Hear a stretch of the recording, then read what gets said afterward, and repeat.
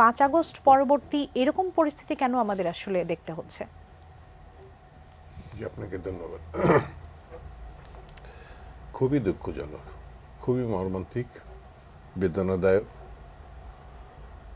মানে 3 মাসের মধ্যে ছাত্রদের যে মহত্তম মানে ইতিহাস, বিপ্লবী ইতিহাস, লড়াইয়ের ইতিহাস, গণতন্ত্র সৃষ্টির ইতিহাস, 3 মাসের মধ্যে এরকম একটি পরিস্থিতির মুখোমুখি হবে ছাত্র সমাজ। মানে আমি একসময় তো ছাত্র ছিলাম, ছাত্র রাজনীতি করেছে, ছাত্রদের নেতৃত্ব দিয়েছে, মানে এরশাদ বিরোধী যে এটা আমাদের সময় থেকে শুরু হয়েছিল। তো এটা আমার কাছে মনে হচ্ছে, আমরা যেভাবে ব্যাখ্যা করি না কেন, ষড়যন্ত্র বা উদ্দেশ্যপূর্ণ এইভাবে যেভাবে ব্যাখ্যা করি না কেন, এই ঘটনা প্রমাণ করে যে ছাত্রদের মধ্যে রাজনীতি এবং নেতৃত্ব কাজ করছে না।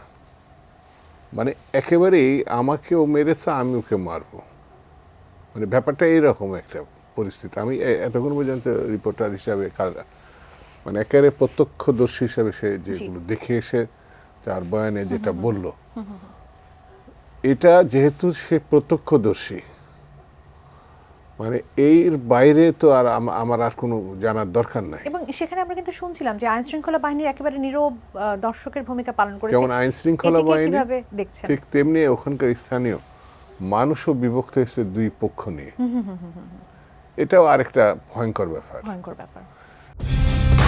কালার এক্সপার্ট, জর্জ স্যাপ এবং মাইল্ড অন হ্যান্ডস টেকনোলজি সমৃদ্ধ অরিক্স ক্রিস্টাল ওয়াশ আপনার লন্ড্রি এক্সপার্ট। এবং এটা ঢাকা শহরের উপরে হচ্ছে। তো আমার কাছে মনে হয়েছে যে আমরা যা অর্জন করেছিলাম একটি ফ্যাসিবাদী সরকারের উৎখাতের মধ্য দিয়ে, সেটাকে অনেকটাই কালিমা লেপন করা এই ঘটনার তৈরি হয়েছে বলে আমার কাছে মনে হয়েছে। আমরা যদি সচেতন থাকতাম, এই যে শিক্ষা প্রতিষ্ঠানে মোল্লার মানে কলেজের যেটা, সেখানে যে ক্ষতির মুখোমুখি হয়েছে, দু একদিন পরে যখন শিক্ষার্থীরা সেখানে যাবে, শিক্ষার পরিবেশ তো নাই। ঠিক তেমনি আবার অন্য যে দুটি শিক্ষা প্রতিষ্ঠানে একই ধরনের ঘটনা তারা মুখোমুখি হবে। পুলিশকে অ্যাক্টিভ করা এবং পুলিশের দায়িত্বশীল ভূমিকা পালন করা, এটা কিন্তু সরকারের একটা অংশ। যদি সেটি সম্ভব না হয়ে থাকে তাহলে বুঝতে হবে, আমার কাছে মনে হয় যে 17-16 বছরের যে কর্তৃত্ববাদী শাসন বা ফ্যাসিবাদী শাসন, আমরা জানি মানুষের সব কিছু প্রতিষ্ঠানকে ধ্বংস করে গেছে। তার মধ্যে আইন শৃঙ্খলা বাহিনীও পড়ে, প্রশাসন পড়ে। আর মূল্যবোধ বলে তার কিছু নাই, মানুষের দায়িত্ববোধ বলে না। একটা ছেলে মার খাচ্ছে, আমি যতটুকু শুনতে পেরেছি যে এখানে আল্লাহ না করুক যে পরিবারের সদস্যরা এই পরিস্থিতির মুখে পড়েছে এই নতুন করে, তারা তো প্রত্যাশাই করেনি। যেমন 3 মাস আগে আগস্ট সংগ্রামের সময়, গণঅভ্যুত্থানের সময় এমনিতেই কয়েক হাজার এখনো হাসপাতালে আছে, এখনো পর্যন্ত তারা আহত।